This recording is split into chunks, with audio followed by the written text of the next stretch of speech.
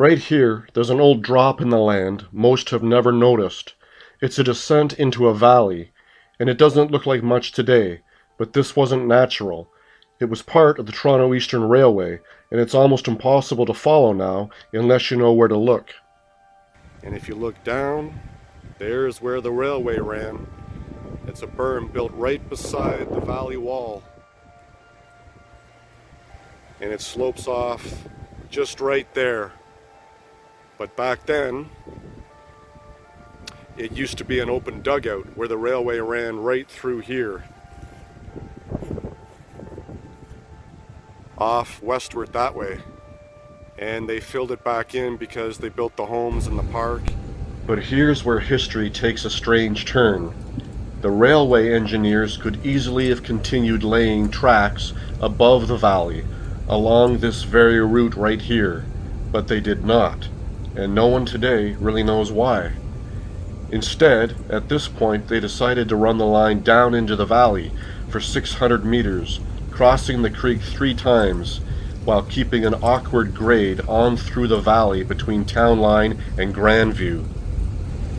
So it crossed Townline at Nash, and then went along here, and then slowly went down through here. Came right down from there. A lot of garbage today, and it was filled in probably when they built the plaza to make the ground a little more stable, but it definitely came down through there, then went this way, right through there. And just beside the creek down here in the valley, on the east side of the Seventh-day Adventists, we can see the berm there that went right down here. There's the valley wall. There's the plaza at 1300 King. And here is the berm. And the railway went right along here in the valley. It's hard to believe. But if you look closely and I'll zoom in, you can see remnants of the hydro pole right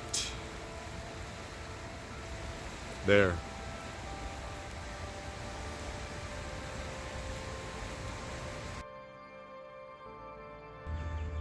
And here is the incline. I'm walking southeast,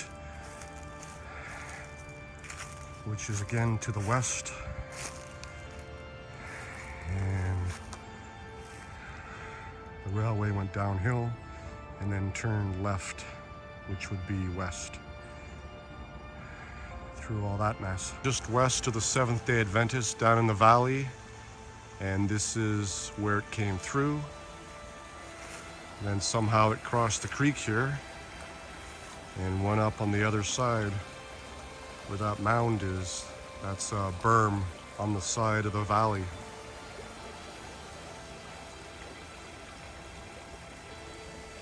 It's hard to believe that a railway once dropped into this valley, crossed beside the creek, and climbed back out. But if you slow down and really study the land, you can still trace it. Not clearly and not easily, but it's there.